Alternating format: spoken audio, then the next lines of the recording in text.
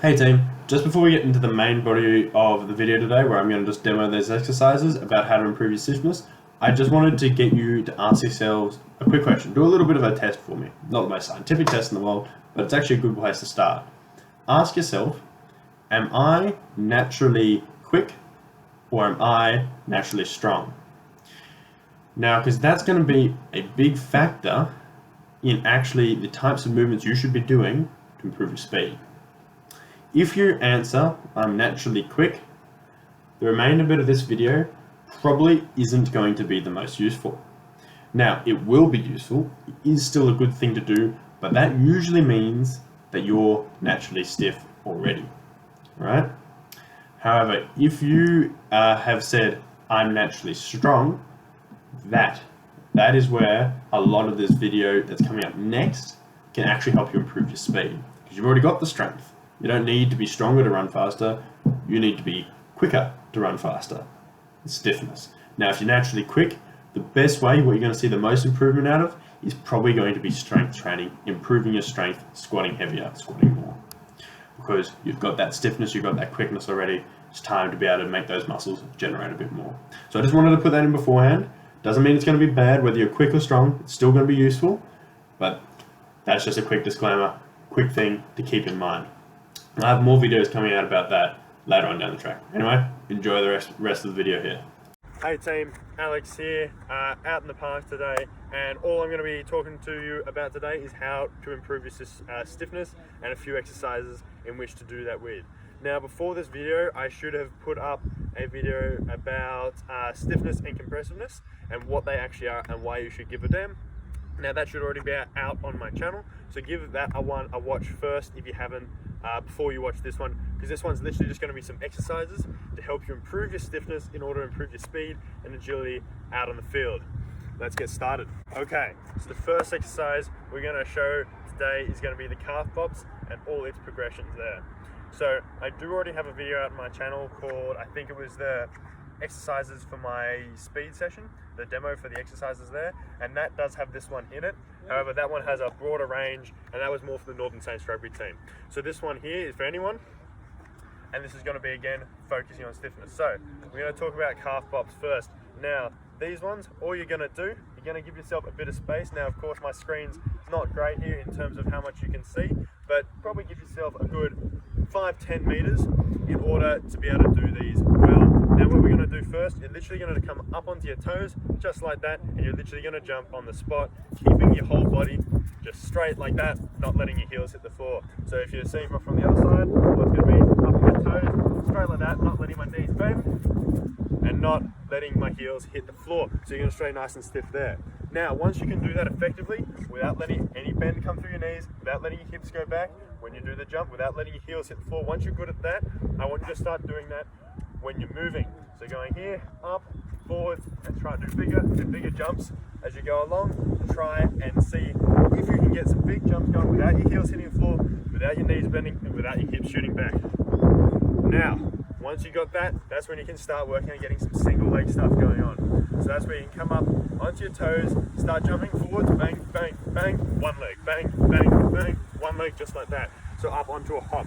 Now again, with all these, you're going to look like a bit of an idiot, and that's just how it is. If you want to get faster, this is the best exercises for it. If you look like an idiot, well, that's the price you're going to pay to be quick. So that's the good progression there. So again, you're up onto your toes, 1, 2, 3, 1, 1, 2, 3, other, just like that, keeping your heels off the ground, keeping your legs stiff. The last progression here, we're going to work into doing them completely on one leg. So up onto one foot, jumping forward, keeping the leg stiff, and like that, moving forward, and then the same on the other leg, of course, up and moving forward, just like that, just on one leg. You can see here this way, up on one leg, and just here, just like that as well. Now, I'm not good enough to do that myself. I don't have a great enough stiffness, because again, I'm a powerlifter, not a sprinter, so I don't need to do that. But what that there is for, that is to help you improve your stiffness, the speed and agility on the field. I'm probably more at the level where I can maybe do double leg and moving forward. So that's all that is there, guys. Okay team, so the next exercise I'm going to show you here is called a drop jump. So what you're going to do, you're going to find something that you can come off, probably not too high, this is probably about 12 inches here. And I know the screen's not the best, you don't have a tripod or anything, so you're just up against the fence there. So all a drop jump is, you're up on something probably about 12 inches high. Again, when you get better at this, you'll be able to go higher.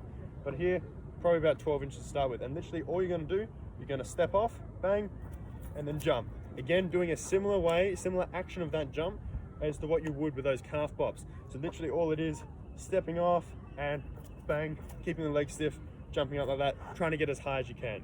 Of course, when you get better at it, that's when you can start putting in, of course, a higher box, doing the same thing, or even as you get better again, not only do you just jump in open air, but jump up onto another box. So stepping off, bang, and imagine there was another box there. That's another way to help improve, help progress with those ones just there.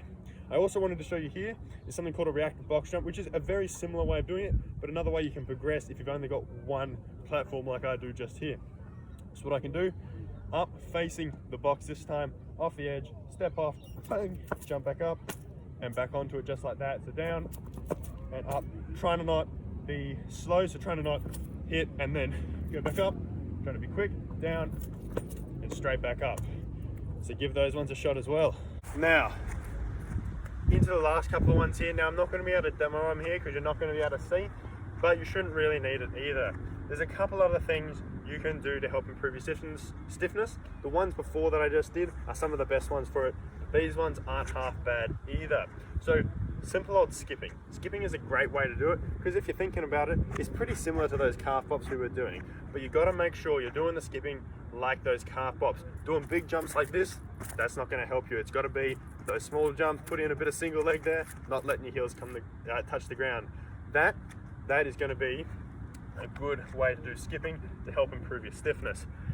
The last one here, and this is a bit different, this is also a bit of running form on this one, is going to be doing sprints on a slight downhill. Now when I say slight, I mean really quite slight. You don't want to really be able to feel too much of the downhill.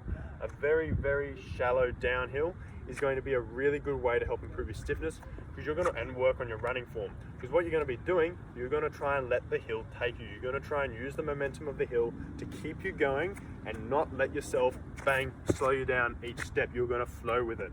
And that's a really good way to practice being light on your feet and just touching the floor just enough to push yourself off. Thank you for watching this team, and I will see you in the next one.